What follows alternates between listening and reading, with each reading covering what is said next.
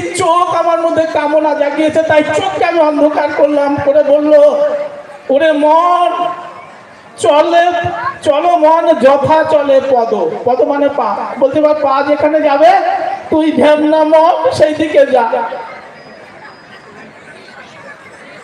এই গল্পটা আসলে আত্মসংযমের।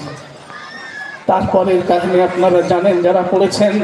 অন্ধ বিল্লমঙ্গল ঠাকুর যেখানে যাচ্ছে পড়ে যাচ্ছে, এখানে ওখানে কাটাতে রক্তপাত হচ্ছে, তার সারা শরীর মরণাপন্ন।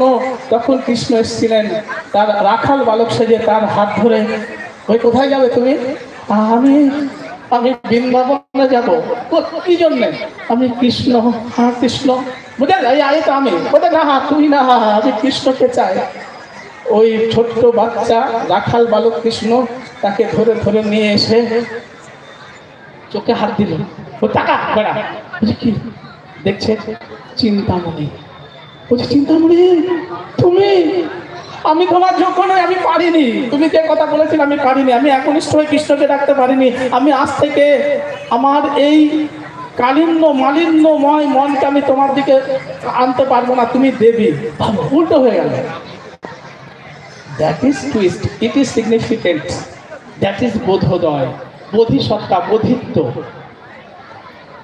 গৌতম, আমি গৌতম বুদ্ধের কথা বলছি, তার প্রথম শ্লোক, কাতরু বর পঞ্চবিগালো, কাতরু বর পঞ্চবিগালো, চঞ্চল চিয়ে বৈঠো কালো, কাতরু বর পঞ্চবিগালো, চঞ্চল চিয়ে বৈঠো কালো, বুদ্ধং শরণং গচ্ছামি।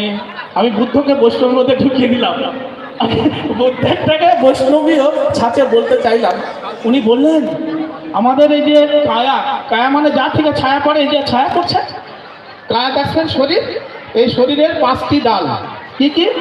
চক্ষু, কর্ণ, নাসিকা, জিহ্বা, ত্বক। এইটা আর নষ্ট হয়ে যায় যদি চিত্ত চঞ্চল হয়। সেই বিবেকের কথা বলছেন, মনের কথা বলছেন, মস্তিষ্কের কথা বলছেন। তাহলে আমার মন যদি ঠিক না থাকে তাহলে তো অন্যদিকে যাবই। এই যে বাচ্চা মেয়েটি বসে আছে না বাপ, ও আমি এখনই কোলে নিলে নাও আসতে পারে, মার কাছে যাবে। কেন জানো? কারণ ওই বাচ্চা মেয়েটাকে, বাচ্চা শিশুকে আমরা কোলে নিয়ে আমি আমার স্পর্শ সুখের কথা ভাবি। ও ছোনা ছোনা মোনা, ও মা মা মা, এত চেপে ধরি যে ওই বাচ্চা না সহ্য হয় না, ও তখন কান্না করে ওঠে। অর্থাৎ আমি যাকে জড়িয়ে ধরছি বলে তার কতটা লাগছে সেইটা আমি মনে রাখি না, কারণ আমার নিজের স্পর্শ সুখের কথা ভাবছি। হরে কৃষ্ণ। আমি কিন্তু বিজ্ঞান মানুষে কিন্তু এটা ভাববেন না যে আমি কিন্তু কুসংস্কারের দিকে নিয়ে যাচ্ছি, না, এটা নয়। আমি আসল সত্যি কথা মানে আমার নিজেকে বলবার চেষ্টা করছি, যেটা আমরা ভাবি না। আমরা চক্ষু, কর্ণ, জিহ্বা দিয়ে থেমে যাই না। আমার মনে হয়েছে ত্বকটা মারাত্মক, স্পর্শটা সাংঘাতিক, যে কারণে ছেলে মেয়েরা আর কি বলবো, হ্যাঁ একটু ভাবুন, ভাবা অভ্যাস করি। আমরা ভাবি এই ইন্দ্রিয় জয়ের না হলে কেউ কোনোদিন, এই তো রজত বাবু বসে আছে, ওর ইতিহাসটা ঘাটুক না কেন, যে কত কামনা আর কত কিছু, কত চিঠি ও অ্যাকসেপ্ট করেনি। বলুক না, আমার সামনে বলুক, কত চিঠি ওকে অ্যাকসেপ্ট করতে হয়নি, মেয়েদের দেওয়া চিঠি।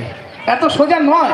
আর যে যারা ভাবছে যে রজত বাবু ওইখানে, আমি কেন ওইখানে, তোমার ইতিহাসটা দেখবে আর রজত বাবুর ইতিহাসটা দেখবে, সংযমের ইতিহাস। জাস্ট একটা উদাহরণ দিলাম, এরম না যে রজত দাকে বার খাওয়ালাম ও আবার ডাকবে, এরম না, যেটা সত্যি সেটা বলছে, এরম না।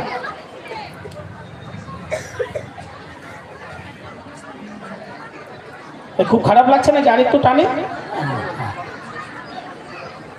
তাহলে এই যে আমরা শিক্ষামন্ত্রীর কথা বলছিলাম না, শিক্ষামন্ত্রী এখন জেলে, একদিন তো জেলে ছিলেন না। আমাদের মতো অধ্যাপকদের উপর ছড়ি তো ঘুরিয়েছেন, আজকে জেলে কেন? শিক্ষামন্ত্রী হওয়ার পেছনেও যদি তার ক্যাপাবিলিটি দায়ী থাকে, তার জেলে যাওয়ার পেছনেও তার অসংযমিতা, ঠিক কিনা? আমরা আমাদের এই যে পরিবেশ, সেই পরিবেশের স্খলন ঘটার পেছনে হচ্ছে